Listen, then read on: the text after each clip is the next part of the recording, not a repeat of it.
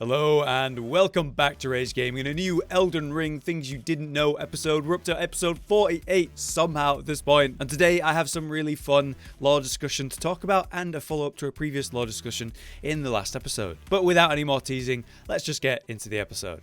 Down below, under the lands of the lands between, at the end of the Lake of Rot, is this interesting situation where these horrible kindreds of rot are all worshipping something in that dark room at the end, where if you go in, you will find a simple chest and a simple item, a little dagger, a weapon. That is this dagger, the Scorpion Stinger Dagger. And it's something that I heard RageGamingVideos talk about in his newest lore video, very briefly on the topic of this weapon. And it got me thinking, and I have a pretty cool theory to talk about. The lore reads as follows. It's a dagger fashioned from a great scorpion's tail, glistening with scarlet rot. It's a ceremonial tool though, used by heretics, crafted from the relic of a sealed outer god. This is a pretty big deal and kind of a small way to reveal how important of an item this is, considering it's not really relevant in the game. Used to spread rot as part of a ceremony of this faction.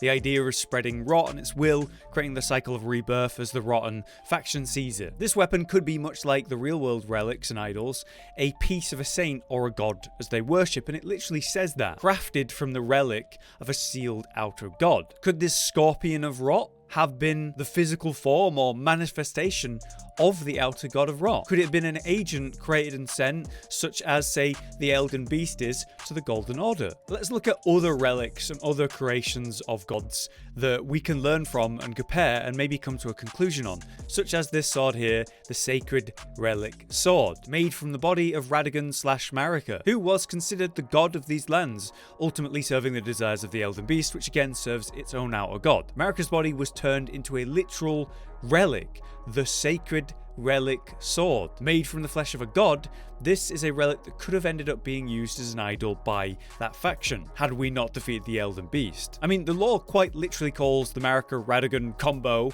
now turned sword, the remains of a god. And the description goes on to talk about how this relic is a sign of sin or devastation, depending on your perspective. Others see it as a sign of an end of an age, or even the beginning of a new one. Basically, actually, this does become an idol, and is considered a representation of various things depending on the faction perspective. Then there's the Finger Slayer blade, which we once compared to the Sacred Relic Sword in this series, also spiral in its design and again made from the body of an important character. So the Scorpion Stinger weapon, from what we know of relics in this game then, I would say it's extremely likely that this is made from the body of the sealed outer god. The question is, does that mean it's like the Elden Beast of the Rot faction, a being sent from a sort of aspect of the outer god, a manifestation of its physical form in the lands between? Or was that great scorpion literally the outer god of rot? I would lean more on it being, say, the Elden Beast manifestation, but let me know what you guys think of this. I wonder what an Elden Beast style version of a giant rot scorpion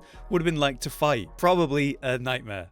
Moving on from the lore talk for something a little bit more silly and random, we have one from Fafnir, and this is one of my favorite types of things to talk about in the series because you don't often see them anymore because the game has been patched in so many different ways that little things like this are often fixed and removed, but somehow this one still exists. Okay, so what we have is the tree spear in our hand, and this has the Ash of War, the Sacred Order Ash of War, which is just a little weapon buff basically, and it gives this kind of golden glow along the length of the weapon. But for some reason, as Fafnir let me know, if you swap to a specific weapon, being the Cipher Fist Holy Weapon, this happens.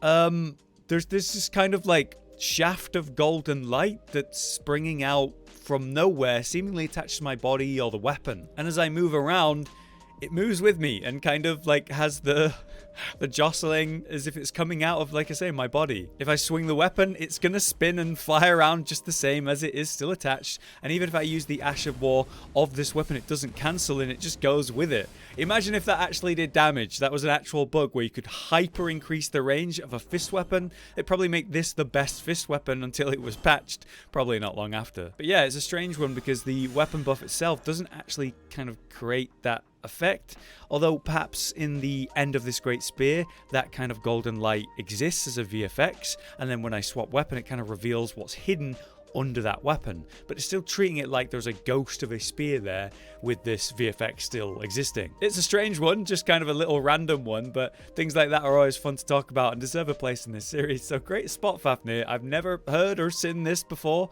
and I doubt it's going to get patched anytime soon because it's obviously not that important. Just a neat little thing you can do, and it still moves when I emote like that. Pretty cool. Next, we return here to the Bestial Sanctum to follow up on that really cool topic that we talked about thanks to the user Hot Soup and their theory to do with one eye. A claw-marked stone eye received from Garang, aka Malekith. And somehow, this lures you and helps you find Deathroot, very tied to destined death, still writhing as if it is alive. Our theory is that this could have been an eye taken from the Gloom-Eyed Queen.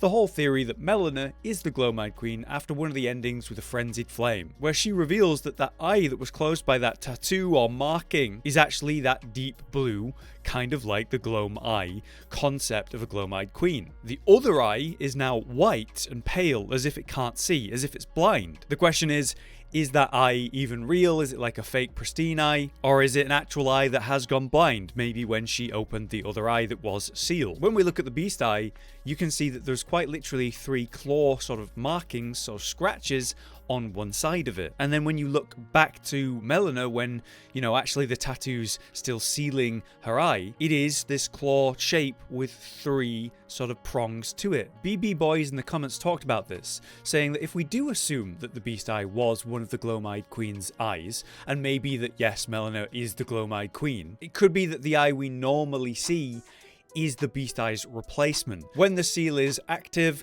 and she's got the other eye open that eventually turns to that blind eye, it seems perfectly normal and functional, glowing yellow when she's activating that fire in that cinematic. BB Boys suggests that the scar or tattoo or mark on her eye, that could be the hand of the Elden Beast, and that by having, say, one of her eyes ripped out, that's what causes her Black Flame to lose the god-slaying powers. She still has the Black Flame, and Black Flame exists in general, it doesn't have the same destined death style of power that it once had. But there's still a lot of questions here. Juju Gaming was the one that talked about how Melena tells you her body is burned, that she is quite literally bodiless, and yet there she stands. Juju suggests this dialogue implies that this Melena we know exists in a spectral or spirit form. Think of the way you summon Torrent, how he kind of just appears out of nowhere with some magical blue glow. Ranni and that spectral second image of her. Or Melena herself, who at the end of conversations at the bonfires and so on, she actually fades back away like Torrent in that sort of sparkly blue aspect and just fades to nothing. She is essentially, seemingly, a spirit walking around. With no actual physical body, her body was killed, much like how Ranni's body was killed by herself in the own attempt that she did, and now her spirit inhabits a puppet. Maybe the beast eye is the last physical remains of the Gloom-Eyed Queen and Melena. It's all really interesting and I love these theories, so thank you for getting involved. I'm sure we'll talk about this again.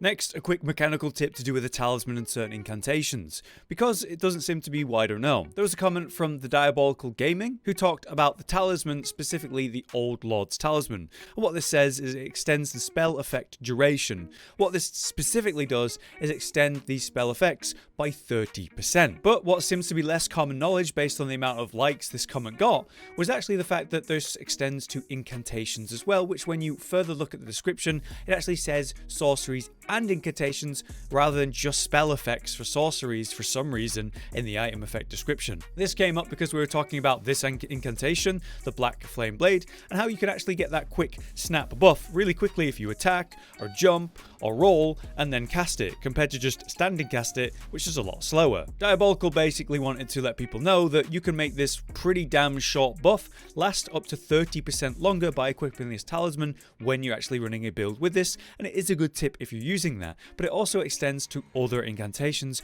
other weapon buffs like Bloodflame Blade, this is 30% longer on the buff, or also say Electrify Armament. What's really interesting about this is that again, because it extends to incantations of certain types, things like Bestial Vitality, which heals you over time, this receives not only a 30% longer duration of the buff, but literally 30% extra healing, because every second longer than it lasts is an extra heal, and that's 30% extra healing by having that talisman equipped. That also extends to the much more powerful blessing of the Erdtree, which is sort of an AoE hot heal, and that affects other players. So if you're in, say, co-op playing with others and you're using that AoE heal over time, you can actually make it last longer by equipping this talisman for others even if they've not got it on, which is really cool. So yeah, it seemed like people were just unaware of these extra aspects of that talisman, so I thought we should talk about it in a little bit more detail than just the Blackflame buff.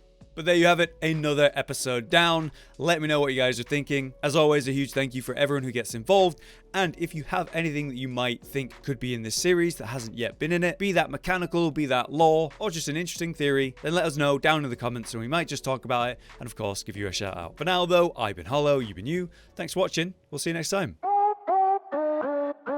Josh, Cotton, and Hollow with the videos, dropping the humor like a hammer on your tippy toes, bringing entertainment on a daily arrangement to take our insanity and turn it into entertainment. Yes, I said entertainment twice, to reiterate that it is nice to look into your faces on a mostly daily basis when you let us in your homes to make the whole world a stage. Goodbye.